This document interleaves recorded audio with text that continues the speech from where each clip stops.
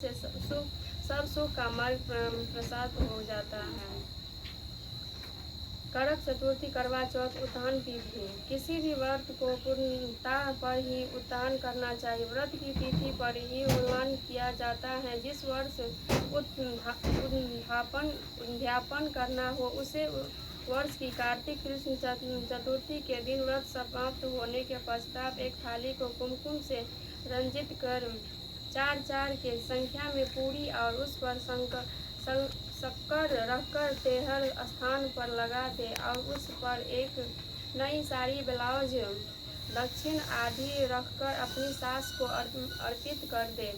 जिनकी सास न हो उन्हें चाहिए कि वे किसी साधन ब्राह्मण को दान कर दे। नंतर तेहर ब्राह्मणों को भोजन कराकर उन्हें दक्षिण से संतुष्ट करा विदा को दे। संपूर्ण कृति प्रतिपादित कर लेने के अंतर ही स्वयं अन्न ग्रहण करे। ऐसा करने से उसका स्वाभाविक अध्यक्ष बना रहता है।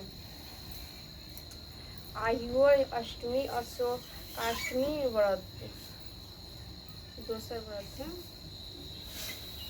यह व्रत कार्तिक मास की कृष्ण पक्ष में अष्टमी के दिन किया जाता है। इस व्रत को आरोग्य प्राप्ति एवं दीर्घजीवी संतान होने के निर्मित किया जाता है। व्रत विधान एवं पूजन।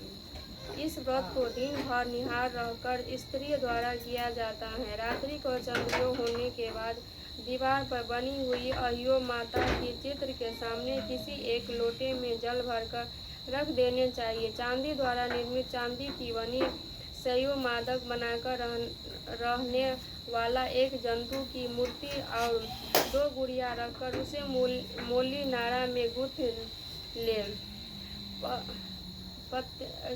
रोली अक्षत से उनकी पूजा करें। पूजा करने के बाद दूध, भात, हलवा आदि का उन्हें नैवेद्य अर्पित करें। दंतरा पहले से रखे जलपूर्ण पात्र से चंद्रमा को अर्घ्य करे। इसके अंतर हाथ में गेहूं के 7 दाने रखकर आहियो या माता की कथा सुने। कथा श्रवण करने के बाद नारे में तिरियो गई अहियो माता को गले में पहन ले। अर्पित किए गए वेधन को ब्राह्मण को दान कर दे। यदि ब्राह्मण न हो तो अपने सास को ही दे दे। इसके अंतर स्वयं भोजन करें।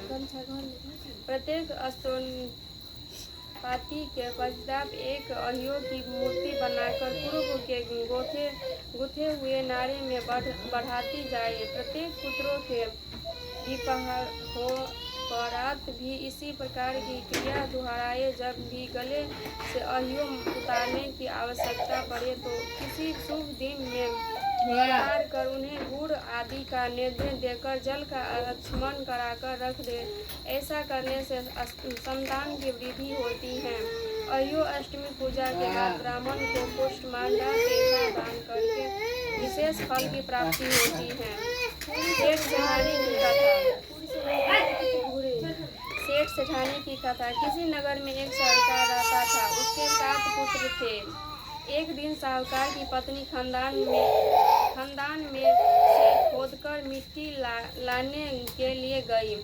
जो ये उसी मिट्टी खोदने के लिए कुदाल चलाई तो ही उसमें रहे साहू के बच्चे प्रभाव से आहमत होकर